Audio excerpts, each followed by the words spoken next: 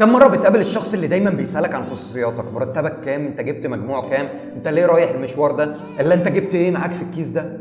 الشخص اللي ما يعرفش حاجة اسمها خصوصيتك وحاجتك، اسمها حاجتنا. تابعونا في حلقة النهاردة عن ازاي تحط حدود في التعامل مع الناس.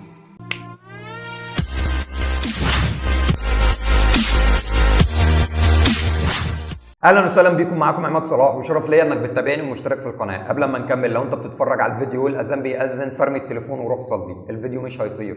ولو انت لسه ما صليتش فرض ولا حاجه فروح صليه وانا اكيد مستنيك. يعني ايه حدود اصلا؟ المشهور هي الحدود بين الدول، بتتحط عشان تأمن الشعب سواء عسكريا او صحيا او اقتصاديا.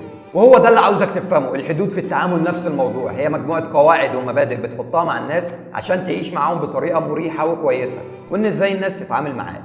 طيب ليه يفضل اني احط حدود في التعامل مع الناس؟ صلي على النبي. الحدود في التعامل دي عامله زي الميزان في حياتنا، بتوازن بين الخصوصيه والاحترام اللي بيننا، بشرط انك تتعامل معاه بذكاء. زي ما في مسافه امان بين العربيات عشان بتقلل الحوادث، ففي مسافه امان في التعامل عشان ما يحصلش مشاكل وخناقات. كده اتكلمنا عن المفهوم وليه يفضل انك تحط حدود في التعامل مع الناس. نيجي بقى الموضوع ازاي احط الحدود اصلا. هحكي لكم موقف شخصي وهتفهموا اللي اقصده.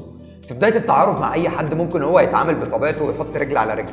انا بالنسبه ليا الموضوع ده بعتبره عدم احترام، فببتسم وبقول له ممكن تنزل رجلك عشان بتضايق، وبعتبرها عدم احترام ليا. لازم في بدايه التعامل مع الناس تحط الحدود دي بذكاء، ولو حد سالك ليه فهمه وجهه نظرك. بتحط حدودك معاه بحب وتقدير له، مش بتكشره وبتتعصب. واهم حاجه يكون الهدف منها ان علاقتكم تكمل، وان كل واحد يحفظ ويحترم خصوصيه التاني. في حياتك هتلاقي ناس زي دي كتير. مفيش حاجة تفرقنا عن بعض أبدا. العلاقات اللي زي دي سواء بين اتنين صحاب او اتنين بيحبوا بعض بتكون علاقات كدابة، واكيد مش هتكمل.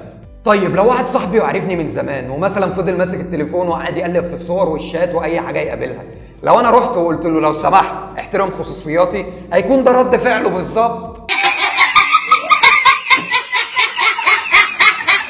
ساعتها اتعامل معاه بذكاء، ما تضحكش ولا تدي اي رياكشن، وتفهمه وتقول له ترضى ان انا اخد تليفونك واقلب فيه كده؟ ساعتها صدقني انت كده وصلت رسالتك. لو كررها فكره، كررها تاني فكره، بس اوعى تنهي العلاقه عشان زعلت منه. لو زعلان روح قول له انا زعلان منك عشان كذا وكذا، ولو مش بحبك وبحترمك ما كنتش عاتبتك. في حاجات مهمه جدا بقى، زي ما انت مش عايز حد يتعدى حدوده معاك، ما تتعداش انت حدودك مع اي حد. وانت بتحط الحدود دي اكيد بتحدد لكل واحد مساحه معينه، وكل ما انت عايز تطور علاقتك معاه بتخليه يتخطى حاجه من الحاجات دي، وكل ده تحت سلطتك انت. احسن الظن بالناس، وافتكر ان معظمهم ما بيكونش قاصد انه يتعدى حدوده معاك، فبتفكروا بابتسامه عشان ما تخسرهوش. خليك متوازن، ولا متشدد قوي ولا مش فارقه معاك. خليك ذكي دايما في ردودك. لو حد سالك سؤال شخصي ممكن تهرب باجابه عامه مش محدده، ممكن ترد له السؤال بسؤال تاني وتبدا تبعد عن الموضوع واحده واحده.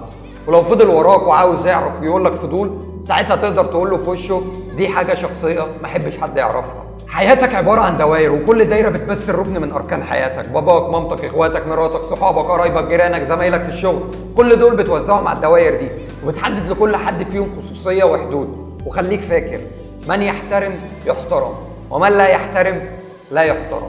بشكركم انكم وصلتوا لحد هنا، شرف كبير ليا. لو الفيديو عجبك ما تنساش اللايك والشير، ولو عندك اي كومنت برايك سيبه تحت وانا اكيد هقراه.